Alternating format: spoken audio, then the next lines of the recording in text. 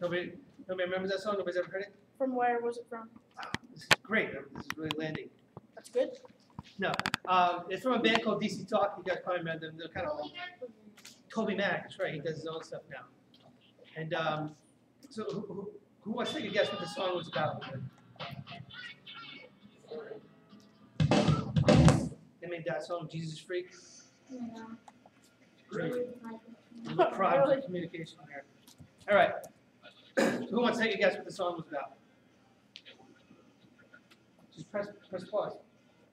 There you go. Wow. Christy. He was self-conscious that if he sinned, that he would make fools of the whole Christian religion. Very good.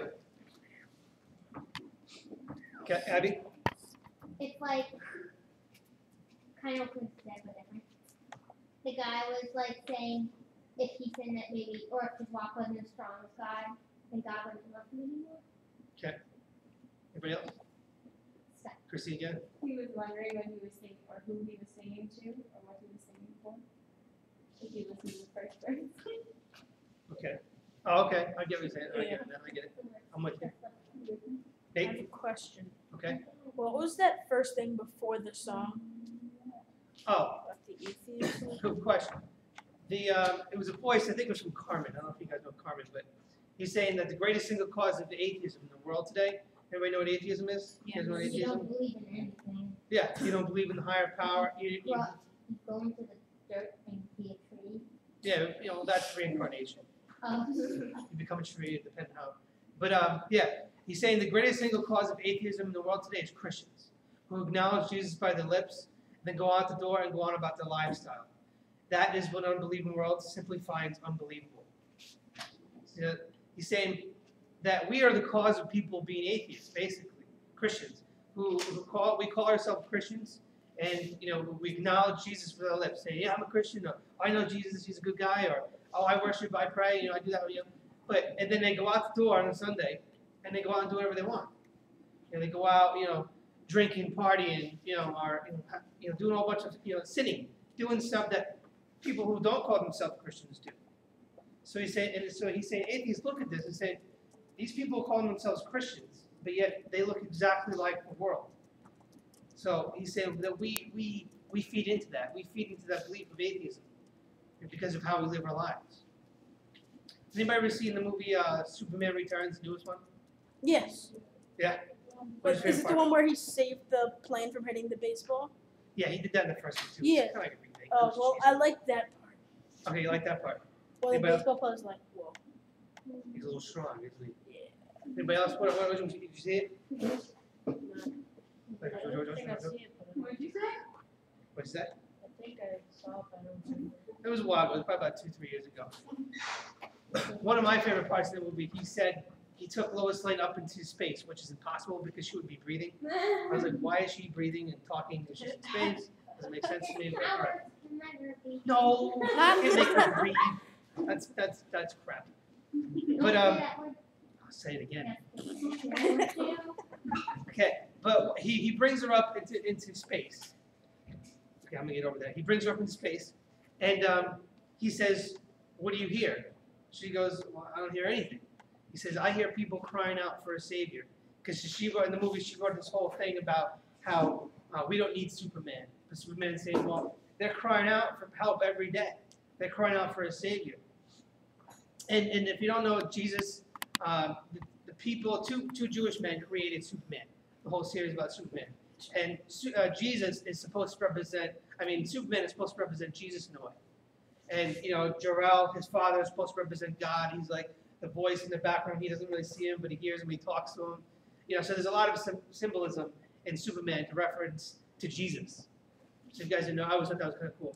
So when he says they're crying out for a savior, he's talking about himself, but, because of the symbolism that we know, he's referring to Jesus. So people, they're crying out for a savior every day. They're crying out for truth. They're crying out for love and for concern. And even the people that maybe are mean to you. We go to school sometimes or work, some of you guys may work, and people just are really mean. I'm like, wow, why are they being so mean? They don't love me. They don't care about me. But people just like that, they're still crying out for love. They're still crying out for acceptance. But they've been crying for so long, and maybe they haven't gotten it or whatever, and they've just become the way they are because they don't really know how to receive the love. And so when you come at them as a nice person, you're like, wow, that guy's really a jerk, because they don't know how to receive it anymore. They've looked for it so long and they don't know how to find it. A lot of times, and people, those kinds of people, and people looking for truth and love, they're looking to us as Christians to show them that.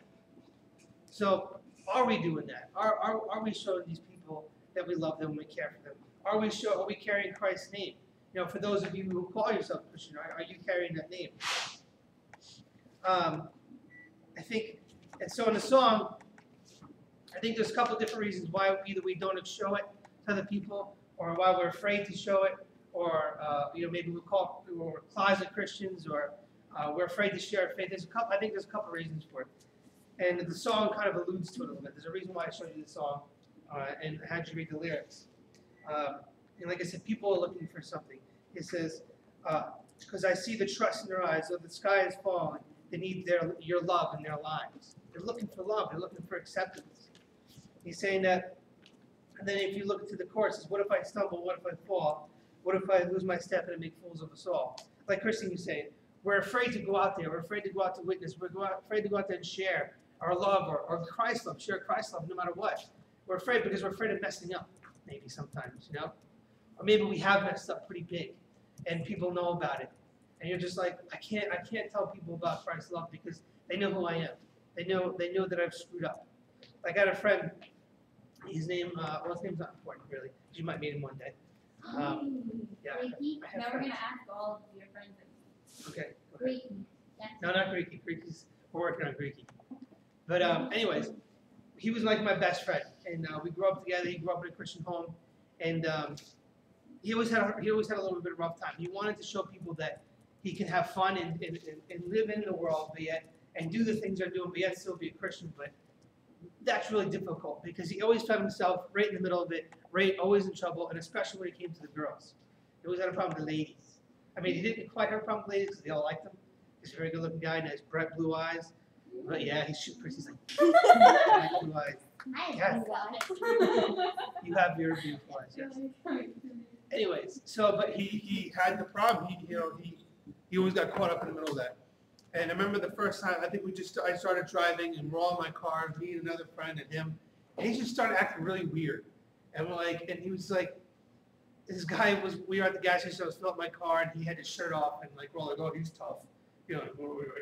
Walk around like he's all tough guy. And my friend rips off his shirt. Oh yeah, look at me. And I was like, what are you doing?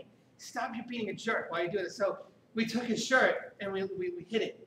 So he runs back into my car and he doesn't realize his shirt's gone. And we travel back home. Where's my shirt, dude? Where's my shirt? Like, I don't know. You think you left it down the floor. So he starts running to the gas station, from my house. And I look at my husband. I'm like, what's his problem? Why don't we just drive him back? This is a joke. It's not going well. But anyways, it turns out he was just in a really bad mood because he's been calling himself a Christian. He was a Christian, but he messed up big. And he had a party at his house, and he got a little too close to the girl, and one thing led to another, and he did something that he promised God he wouldn't do. And he was really mad about it. He was really distraught. And he figured at this point, what's the point of trying? What's the point of not doing it anymore? Because I've already done it. I've already had sex now. I've already lost my virginity. What's the point? I might as well just do it because God, I can't have it back, which is kind of untrue. God is a God of forgiveness, and He forgives us, and we can have that. I think Kirk Cameron talked about one time is like, you kind of have a second chance to your virginity. You just say, all right, God, I've done it, but I want to claim not to do it again until I'm married. Let me put that point clear. We're not eunuchs here. We're not priests. Until we're married. But he was really distraught about that, and we're talking, and that's why he was so upset. And he felt like, what? I might as well not tell people anymore I'm a Christian because I screwed up big time now. So maybe you're in that predicament, and you're figuring, what's the point of trying? And but that he was wrong about that. You could still, we all mess up. We all have problems in our life. We all do things we shouldn't have done. I've had plenty of regrets or things I shouldn't have done in my life, but I believe that God is a God of forgiveness, and I'm going to try to walk in righteousness. and I say, okay, I've done this, but I'm gonna move forward from that. The important part, God's not so concerned about your sin and what you've done in your life.